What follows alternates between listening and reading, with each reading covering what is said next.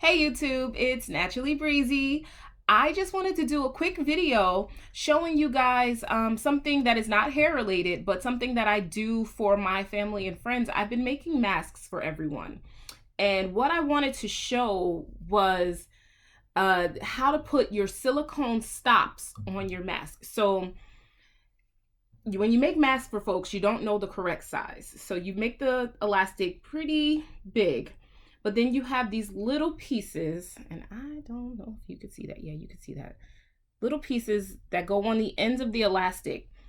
They're called silicone stops, and they adjust the size of your mask for you. So what I'm going to do really quickly is show you how to attach them, because I know they come off after you wash them. If you pull it too close to the edge, they come off. So grab your handy dandy from your Loose Natural days, your crochet tool, 99 cents at the beauty supply. If you've never worn crochet braids or latch hook braids, this is 99 cents at the beauty supply. Go get you one. And then you take your silicone stop and you put it on your, let me see if I can move over so you guys can see exactly what I'm doing. Okay, you take it and you put it onto the crochet needle, right, all the way down. Then you take your mask and you hook it onto the crochet needle. Close the latch, of course, and then you slide your silicone stop all the way down onto your mask. And that's that. I'll do it again on the other side. So you take your silicone stop, move my body over, you slide it on to the latch hook, right?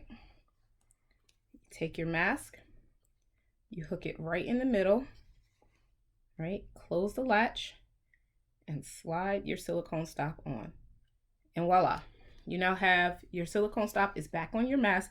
You can also do this for masks that you don't have a silicone stop and they may be too big for kids. I really bought these for the kids masks because you never can get the right size for the kids. So that's why I bought these. They were like maybe $5 on Amazon for like 50, and that makes that makes a good number of masks. You need 2 for each mask, of course. And then this just happens to match my outfit, which is really funny because I just grabbed it. You put it on and you can adjust it however you need. If it's too tight, pull it towards the end. You guys know all that. So that's it. I just wanted to show you that really quickly. No frills, no hair video, but just want to show you how to reattach your silicone stops if they come off. This is all you need. A latch hook tool, or crochet, they call it in the hair world. Okay. Bye.